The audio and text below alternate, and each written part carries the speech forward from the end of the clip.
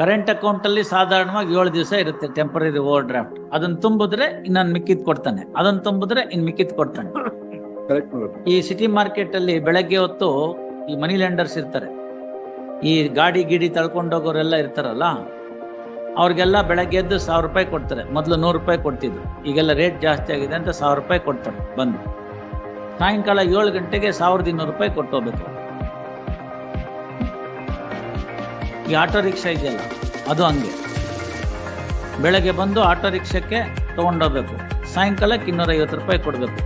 ನೀನು ಎಕ್ಸ್ಟ್ರಾನಾರು ಸಂಪಾದನೆ ಮಾಡ್ಕೋ, ಕಡಿಮೆನಾರು ಮಾಡ್ಕೋ, ಒನ್ ವೇನಲ್ಲಿ ಹೋಗಿ ನುಗ್ಬಿಟ್ಟು ಫೈನ್ ಕಟ್ಟು, ಇಲ್ಲ ನೋ ಪಾರ್ಕಿಂಗಲ್ಲಿದ್ದು ಬೆಳಗ್ಗೆ 1000 ರೂಪಾಯಿ ಹಾಕಿಸ್ಕೋ, ಪೊಲೀಸ್ನವನ ಜೊತೆಗೆ ಹೊಡೆದಾಡ್ಕೋ, ನಂಗೆ ಸಂಬಂಧ ಇಲ್ಲ. ಸಾಯಂಕಾಲಕ್ಕೆ 250 ರೂಪಾಯಿ ಕೊಡಬೇಕು. ಕೊಡದಿದ್ರೆ ಶೆಡ್ಡಿಗೆ ಬಾ ಅಂತ.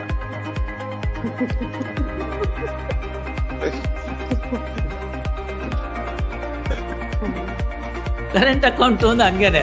Only thing is manager will not return you.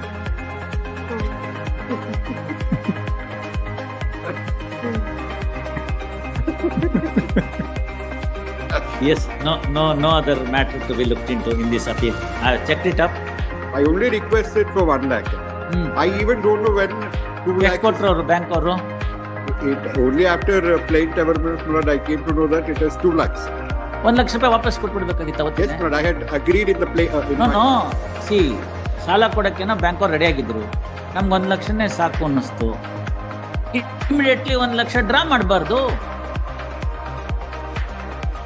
ಆಗತ್ತೆ ಕೆಲವು ಸಂದರ್ಭದಲ್ಲಿ. ಈ ಹರಾಜ್ಗೆ ಹೋಗ್ತಾರಲ್ಲ ಅವ್ರು ಹಂಗೆ ಇರ್ತಾರೆ, ಹರಾಜ್ಗೆ ಹೋಗೋರು ಇರ್ಲಿ ಅಂತ 5 ಲಕ್ಷಕ್ಕೆ ಕೇಳ್ಕೊಂಡಿರ್ತಾರೆ. ಅಲ್ಲೋಗಿ ನೋಡ್ತಾರೆ, ಅವ್ರಿಗೇನು ಗೊತ್ತಾಗೋದಿಲ್ಲ, ಸಾಕಾಗಲ್ಲ, ಸರಿ ಹೋಗಲ್ಲ, ತಗೊಳ್ಳಲ್ಲ. ಬೇಡ 2 ಲಕ್ಷ ತಗೊಂಡ್ರಿ, 1 ಲಕ್ಷ ಸಾಕಾಗಿತ್ತು ಅಡ್ವಾನ್ಸ್ ಕೊಡೋಕ್ಕೆಲ್ಲ, ನಾಳೆ ಬೆಳಗ್ಗೆ 1 ಲಕ್ಷ ವಾಪಸ್ ಕೊಟ್ಬಿಡ್ಬೇಕಾಗಿತ್ತು. ಅದ್ರಲ್ಲಿ ಪಟಾಕಿ ತಗೊಂಡು ಡಬ್ ಡಬ್ ಡಬ್ ಅಂತ ಹೊಡೆದ್ಬಿಟ್ರಿ. ಇಲ್ಲ ನೋಡ್ತಾ ಹೋಗ್ತಾ ಇದ್ದಂಗೆ lakh ಹೊರಟೋಯ್ತೆ. And one more argument was followed that 53,270 is the insurance what is taken up from the Karnataka Bank. My argument in the written argument is that I even don't know that the insurance is taken by the bank and it is purely for the benefit of the bank manager that has been done. No. Why we take the insurance is banking sector ಹೆಂಗಾಗುತ್ತೆ ರಮೇಶ್ ಅವರೇ, ನಾನು ಕೊಟ್ಟಂತ 100 ರೂಪಾಯಿನ ಅವನು ಬೀರುನಲ್ಲೇ 100 ರೂಪಾಯಿಗೆ ಹಾಕಿ ಇಟ್ಬಿಟ್ರೆ, ನಾಳೆ ಬೆಳಗ್ಗೆ ಅಗ್ರೀಡ್ ರೇಟ್ ಆಫ್ ಇಂಟ್ರೆಸ್ಟ್ ಇರುತ್ತಲ್ಲ 1 ವರ್ಷಕ್ಕೆ 6,000 ರೂಪಾಯಿ ಕೊಡಬೇಕು ಅಂತ. ಅದೆಲ್ಲಿಂದ ಕೊಡ್ತಾನೆ? 100ಕ್ಕೆ 6 ರೂಪಾಯಿ ಕೊಡಬೇಕು. ನಾನು 1 ವರ್ಷ ಆದ್ಮೇಲೆ ಹೋಗ್ಬಿಟ್ಟು ನಾನು ಕೊಡಪ್ಪ ನನ್ನ ದುಡ್ಡು ಅಂತಂದ್ರೆ 106 ರೂಪಾಯಿ ಕೊಡಬೇಕು. 100 ರೂಪಾಯಿನ ಬೀರುಲಿಟ್ಬಿಟ್ಟು ಬೀಗ ಹಾಕ್ಬಿಟ್ಟಿದ್ರೆ ಅದು 106 ಆಗುತ್ತಾ? ಹಿಂದಿನ ಕಾಲದಲ್ಲಿ ನಾವೆಲ್ಲ ಸ್ಕೂಲ್ಗೆ ಹೋಗುವಾಗ ಈ ಹೆಣ್ಮಕ್ಳು ನವಿಲ್ಗರಿ ತಂದ್ರು ಆಯ್ತಲ್ಲ, ಆ ನವಿಲ್ಗರಿ ತಂದ್ಬಿಟ್ರೆ ನಾವು ಹೋಗಿ ಅವಳ ಹತ್ರ ಕೇಳ್ಬೇಕು, ಅಲ್ಲೇ ನಮಗೊಂದು ನವಿಲ್ಗರಿ ಕೊಡಿ. ಅವಳು ಅದಕ್ಕೆಲ್ಲ ಬಿಗುಮಾನ ತೋರಿಸಿ ಏನೋ ಮಾಡಿ, ನೀನು ನನ್ನ ಬೆಸ್ಟ್ ಫ್ರೆಂಡ್ ಅಂತ ಕೊಡ್ತಾ ಇದ್ದೀನಿ, ಇನ್ಯಾರಿಗೂ ಕೊಡೋಂಗಿಲ್ಲ ಅಂತೆಲ್ಲ ಹೇಳಿ ಒಂದು ಕಿತ್ಬಿಟ್ಟು ಕೊಡೋದು. ಏನು ಮಾಡೋದು ಅಂದರೆ ಅದನ್ನ ದುಃಖಲಿಟ್ಟಿರೋದಂತೆ, ಮರಿ ಹಾಕುತ್ತೆ. ದಿನಾ ತೆಗೆದು ನೋಡೋದು ಮರಿ ಹಾಕ್ತೋ ಇಲ್ವೋ ಅಂತ. ಹಾಕೇ ಇರಲ್ಲ ಅದು. ಆಮೇಲೆ ಹೋಗಿ ಕೇಳೋದು, ಯಾಕೆ ಮರಿನೇ ಹಾಕಿಲ್ಲ ಅಂತ. ನೀನು ದಿನ ತೆಗೆದು ನೋಡಿದ್ಯಾ ಅಂತಾಳೆ. ಹ್ಞೂ ಅಂದರೆ ಅದಕ್ಕೆ ಹಾಕಿಲ್ಲ. See, if I keep 100 rupees just like that, where do I get money, sir? For payment of interest to my people. ಅಷ್ಟೇ ಅಲ್ಲ, ಬ್ಯಾಂಕ್ ನಡೆಸಬೇಕು, ನಮ್ಮ ದುಡ್ಡಲ್ಲಿ ಫ್ಯಾನ್ ಹಾಕಬೇಕು, ನಮ್ಮ ದುಡ್ಡಲ್ಲಿ AC ಹಾಕೋಬೇಕು, ನಮ್ಮ ದುಡ್ಡಲ್ಲಿ ಡೆಲ್ಲಿಗೆ ಕರೆದ್ರೆ ಪ್ಲೈನಲ್ಲಿ ಹೋಗ್ಬೇಕು ಅವನು. ಇದಕ್ಕೆಲ್ಲ ಎಲ್ಲಿ ಬರುತ್ತೆ ದುಡ್ಡು? ಸೊ ಅದಕ್ಕೆ ಏನು ಮಾಡ್ತಾನೆ, ಆ ದುಡ್ಡನ್ನು ಬ್ಯಾಂಕಿಂಗ್ ಅಂದರೆ ಏನು, ಸಾಲ ಕೊಡೋದು ಅಂತಲೇ ಲೆಕ್ಕ. ಕೊಟ್ಟಾಗ ಏನಾಗುತ್ತೆ, ನಿಮ್ಮ ಥರದವರೆಲ್ಲ ಕೆಲವರು ಇರ್ತಾರಲ್ಲ ವಾಪಸ್ ಕೊಡದಲ್ಲೇ ಇರೋರು, ಟಕಾಯಿಸೋರು.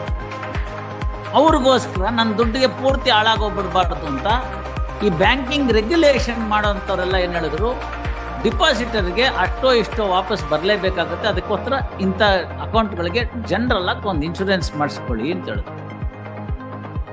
ಓಡಾಬಿಟ್ನಲ್ಲ ಚೋಸ್ಕಿ, ಮೋದಿ ಅಂಥವ್ರದಕ್ಕೆಲ್ಲ, ಮಲ್ಯ ಅವ್ರಿಗೆಲ್ಲ ಹೋಗ್ಬಿಟ್ರಲ್ಲ ಅವ್ರಿಗೆ.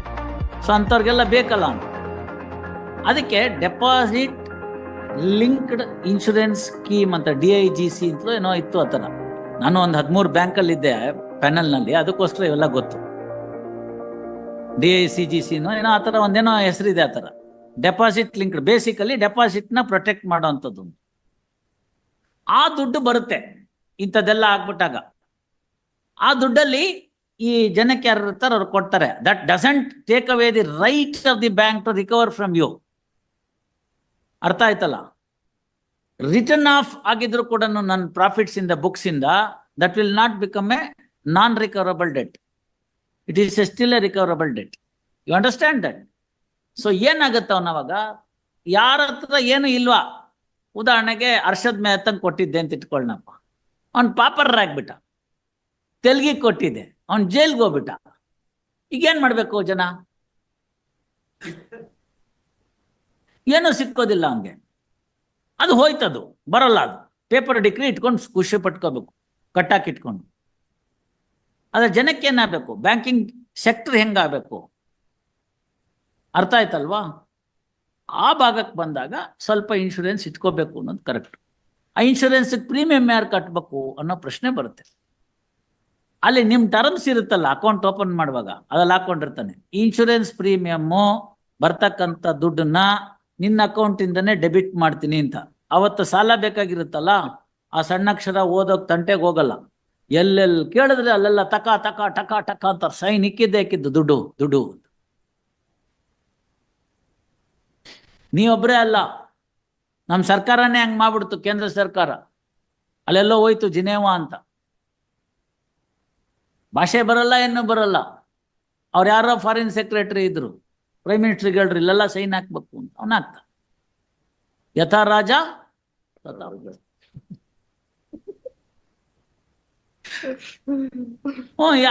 ಆ ಕಾನೂನೆಲ್ಲ ನಮ್ಗೆ ಅಪ್ಲೈನೇ ಆಗಲ್ಲ. ಈಗ ನಾವು ತಗೊಂಡ್ಬಂದ್ಬಿಟ್ಟಿದೀವಿ ಅದೆಲ್ಲ ನಮ್ಮ ದೇಶಕ್ಕೆ. What to do? ಸೊ ನೀವು ಸೈನ್ ಹಾಕಿದ್ದೆಲ್ಲ ಆಗಿದೆ ಅಷ್ಟೇ, ಇದ್ರಲ್ಲಿ ಇನ್ನೇನು ಇಲ್ಲ. I will make it an order of the court. Or Shri Ramesh and Shyam Prasad.